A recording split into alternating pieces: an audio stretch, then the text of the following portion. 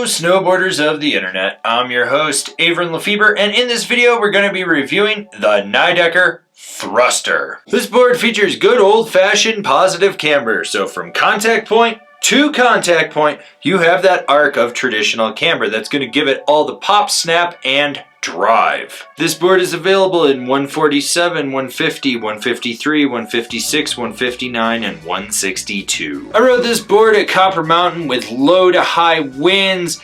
There was blue skies with high cloud cover. You had wind-blown scree, chop, chunder, perfect corduroy, depending where you were on the mountain. You know, just your typical mid-season conditions. And I rode it with my Rome Black Label bindings and my K2 Thraxis boots. While Nidecker claims that this is on the stiffer side, it felt like it was just past middle of the road. It does have that predictable free ride carving board flex. Softer nose, progressively stiffening back up to the tail. There is one key flex point that really changes the dynamic of how this board rides. That's right inside that back insert. It really does change how you drive this board. The torsional flex is noticeable. You can really twist this board with your ankles when you need to. And when it comes to stability, you get chatter in the nose that does resonate back underfoot. The midsection of the board is the most stable, and it's one of those boards where you want to keep your knees bent when you're really charging hard, but for the most part, it's actually a damp ride, but it's not a dead turd. It's not one of those boards that just kills all vibrations. So you do get chatter in the nose, but then that midsection back through the tail, very smooth and stable. You don't really have to worry about any chatter at all. With this board being traditional camber, you do have to load it to get it to snap. Now, one thing that you need to know is there's an abrupt kick in the tail. So when you load that camber up and roll back, it just instantly wants to pop. It's one of those boards that when you get in certain situations and you need that snap, it takes over and really helps you. But if you're just going to be lazy and laid back and you load it up, it's going to have more of a mellow pop to it. Basically, you can load it up and really send it on a roller or a cat track gap if you need to. But if you're being a little more laid back and you just sort of need to bunny hop over something, you can do that as well. Alright, so this is a resort carving board for those that want to lay it over but not be overwhelmed. And by that I mean some of those boards where you've got to be on your A game at all times when you're driving it. What you will notice is that it initiates outside the front foot between the end of the inserts and the contact point.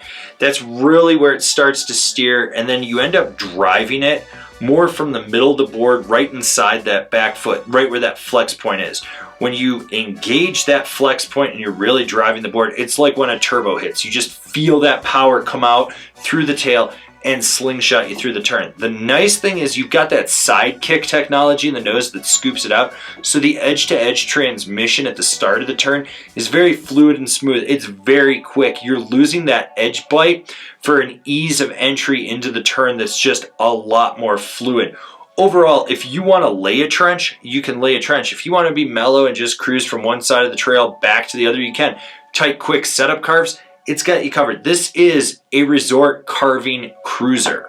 Who's this board for? The resort carver that likes to hammer it from time to time. So this board basically replaces the concept in the area and adds more 3D shaping. The 3D shaping isn't so abrupt that it loses edge bite on firmer snow or ice. You can still feel it dig in and hold. It just makes that turn initiation a little more smooth and fluid. In my opinion, this board is more of an approachable resort carver.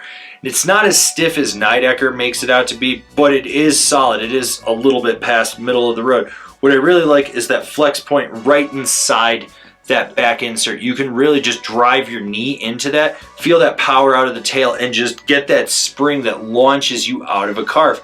Overall, this board is a blast to ride. Comparable boards: the Battalion Cruiser, the Karua Transition Finder, the Rome Stalefish. Binding recommendations: the Nidecker K-On X, the Ride C8, the Battalion Astro. This has been my review of the Nidecker Thruster. Do you agree? Do you disagree? Do you own one? Are you going to buy one? Leave me a comment down below. Let's have a conversation about this snowboard. If you're new here, remember to subscribe, click the bell, get those notifications. That way you're not missing any of the videos we got coming out for all you snowboarders of the internet. And if you really like what we're doing over here and you want to support us further, swing on over to Angry Snowboarder VIP and become a member. Sure, I could tell you more here, but I got a video over there that explains it so much better. As always, I've been your host, Avran LeFeber, and I'll see you in another video.